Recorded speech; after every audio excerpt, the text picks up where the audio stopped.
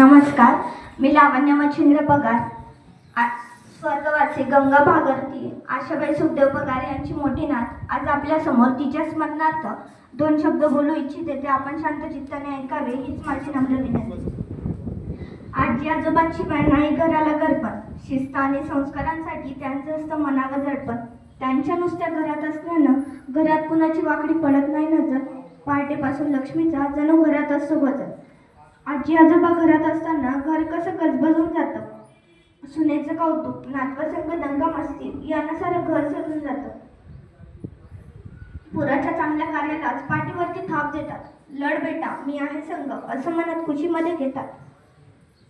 तिच्या अंगाची सूर आजही कानी होतात. ओळीनंतर आजही तिच्या आठवणी स्मरतात. आजी बालपण म्हटलं की आम्हाला आजी आजोबा आठवतात. जीव लावणारे, माया करणारे ते आजही आमच्या मनात असतात.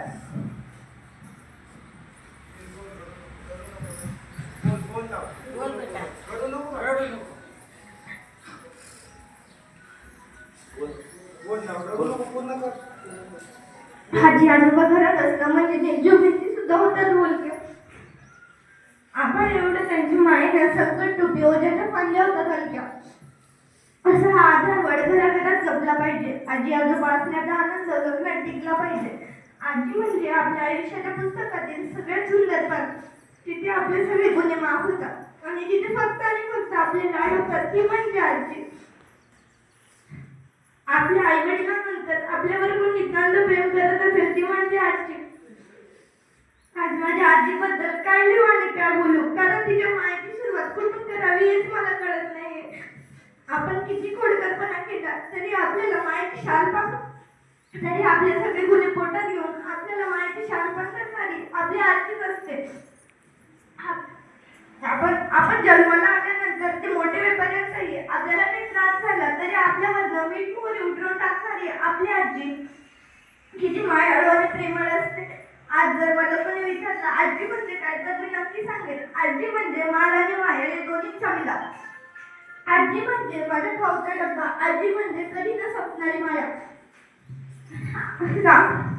आज माझी आजी म्हणजे ऐकत हवी अशी गोडा भंगवानी.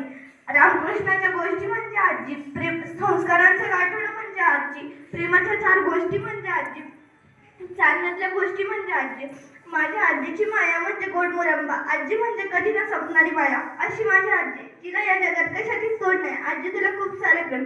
शेवटी एवढेच म्हणेन, आजी सोडून गेली तू, मन माझे उदास उद्ध्वस्त झाले, काही सांगायचे आज न उरले. प्रत्येक गोष्टीत आजी तुझी आठवण येते.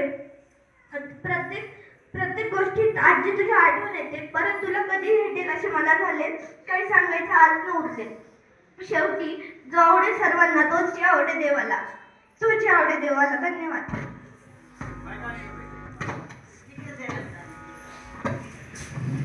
धन्यवाद ताई.